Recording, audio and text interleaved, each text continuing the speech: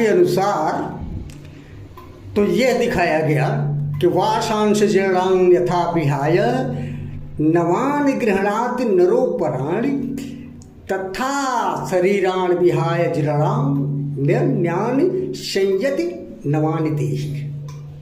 अर्थात कृष्ण कहते हैं कि जिस प्रकार मनुष्य पुराने वस्त्रों का त्याग कर नए वस्त्र धारण करता है, उसी प्रकार आत्मा पुराने तथा व्यर्थ के शरीरों को त्याग कर नवीन भौतिक शरीर धारण करता है।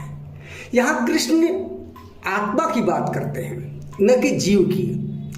और आत्मा को न जलाया जा सकता है, उसी गीता में कहा गया है कि न तो आत्मा को जलाया जा सकता है, न शस्त्रों द्वारा खंड खंड ही किया जा सकता है, न भिगोया जा सकता है, न सुखाया जा सकता है।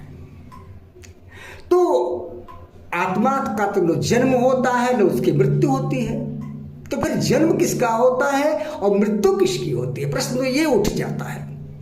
और उसी गीता के 14वें अध्याय के 3 श्लोक में कृष्ण कहते हैं कि ब्रह्म समस्त भौतिक वस्तु का जन्म स्रोत है, जिसमें समस्त जीवों का जन्म संभव होता है।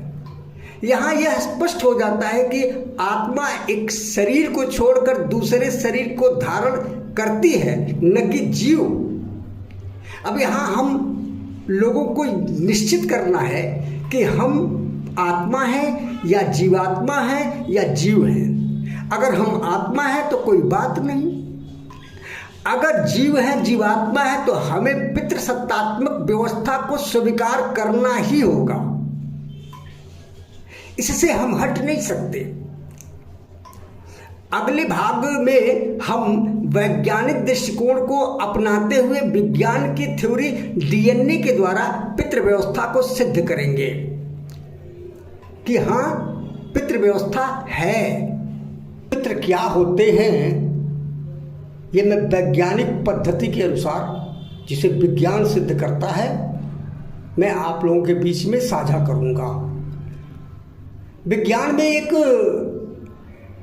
पद्धति है, थ्योरी है, डीएनए।